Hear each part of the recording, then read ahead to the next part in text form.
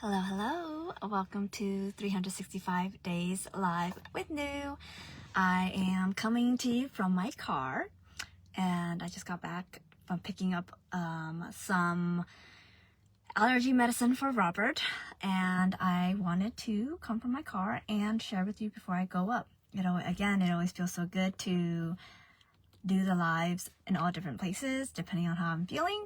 And yeah, so welcome if you are watching me for the first time, and if you are continuing, we are on day 78, I think, of the challenge. So if you have been sticking around, congratulations, you are doing awesome, you are amazing. I know it's a lot to be catching up on all the lives every single day, but I myself am impressed as well by myself. So I wanted to share with you something about the cycles today, women's cycles, and how I know I've touched upon it in different stories, different lives and stuff, but I really want to dedicate this live to the knowledge, sharing knowledge about women and how women's cycle are not 24 hours and how there's 24 hours in a day.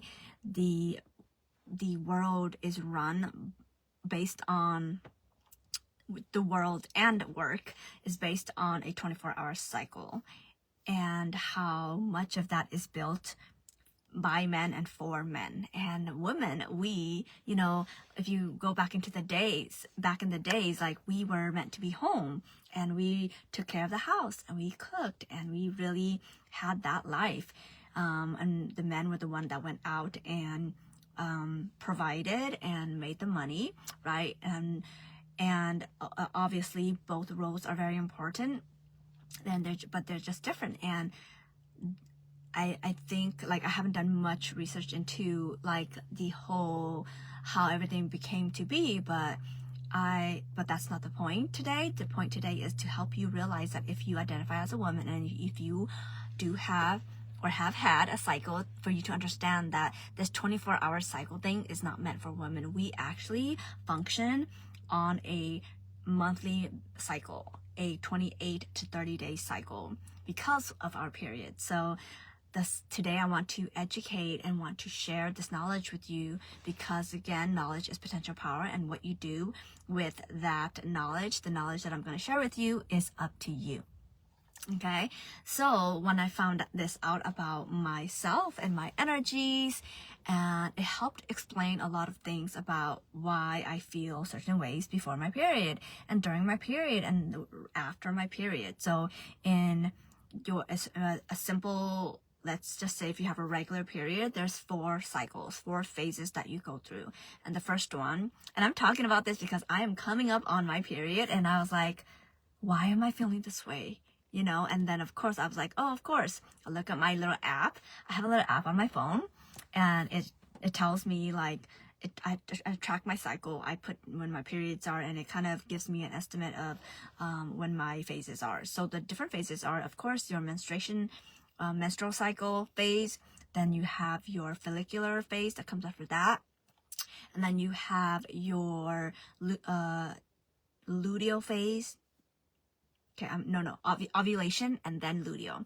Okay, so we're not going to get into the science of actually what happens in each of those phases, because I am not a very sciencey person, but I am going to come here to explain to you about the energies around those phases. So of course, starting with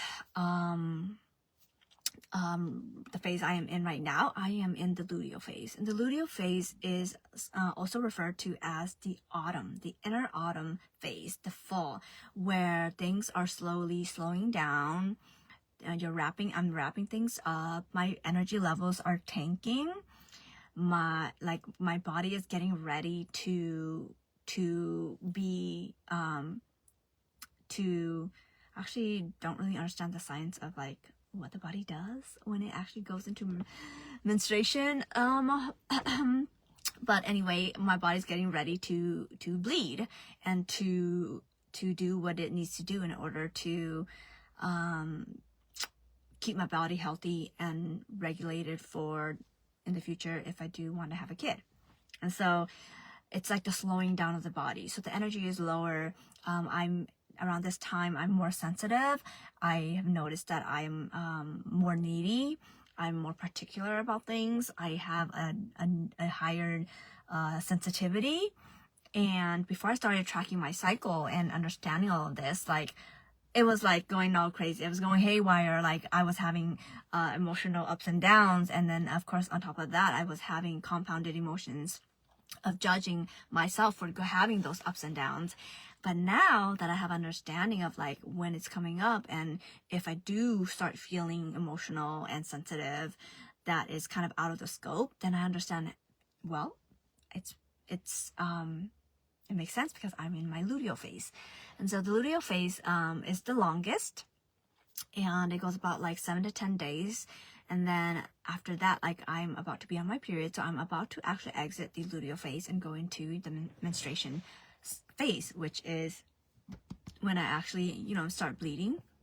And that's for me probably in a day or two.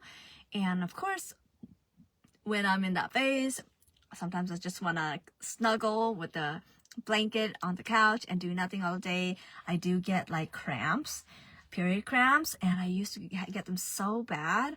I remember going to school, and like every time I would get my period, I would get really bad cramps, and it would just be a really hard day. So just loving on yourself, taking care of yourself, drinking lots of fluids, warm stuff really helps me. Warm water, warm tea. Also, like, allowing yourself to not work so hard if you like go to the gym, if you're feeling like the cramps. I think this just helps give you a lot of compassion for yourself. If you are on your period and you feel a certain way, it's because, yeah, your body is communicating to you.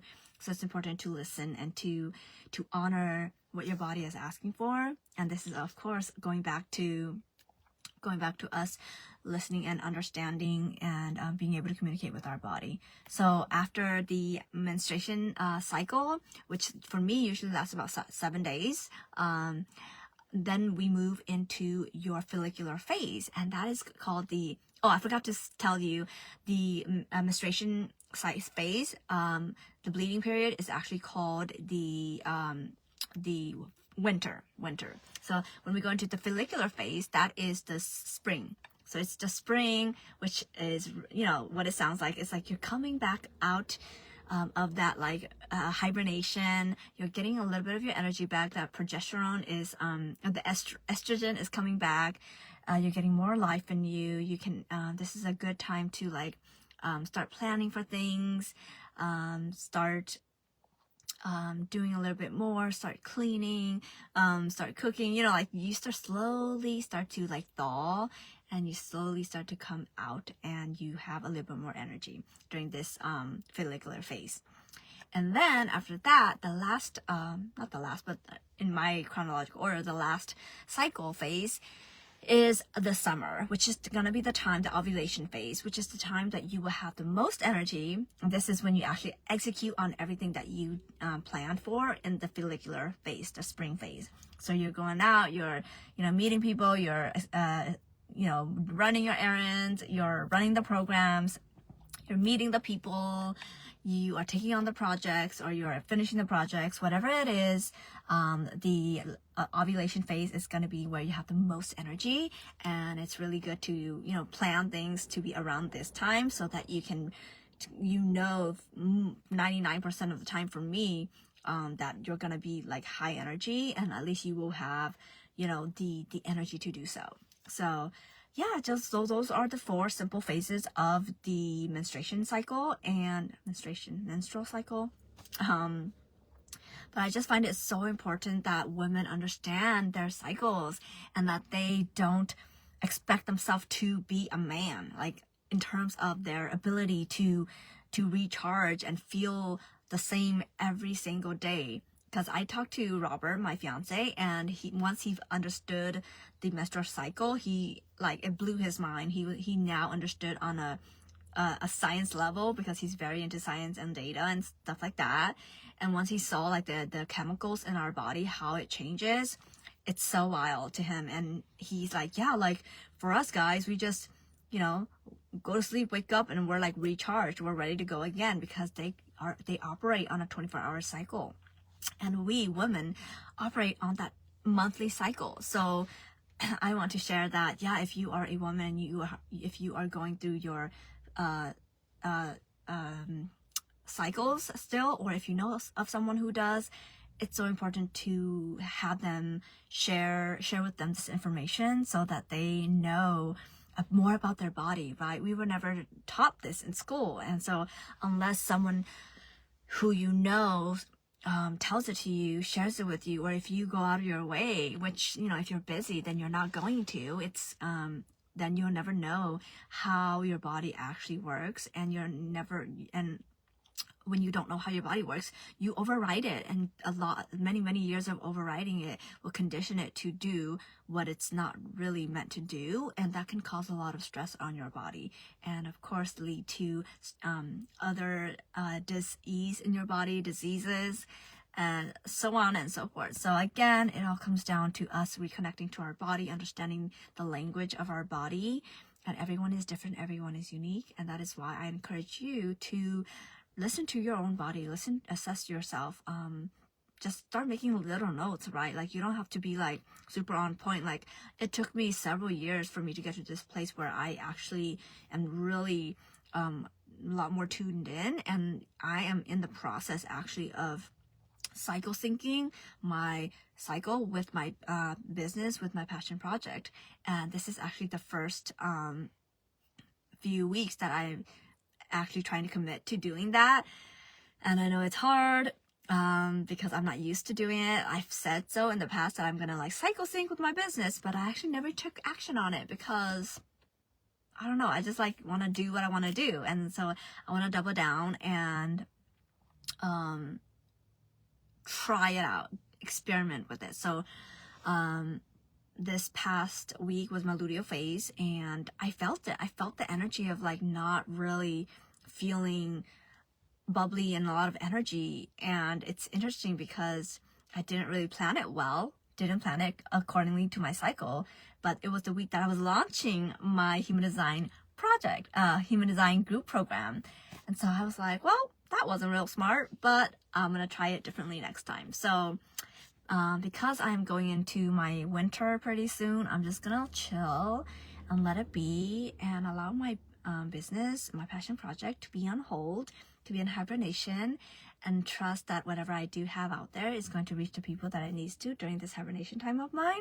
And when the spring comes around, I will plan accordingly. So I'm excited to try to do that and actually commit to doing it and following through. So that is my commitment to myself for the next month.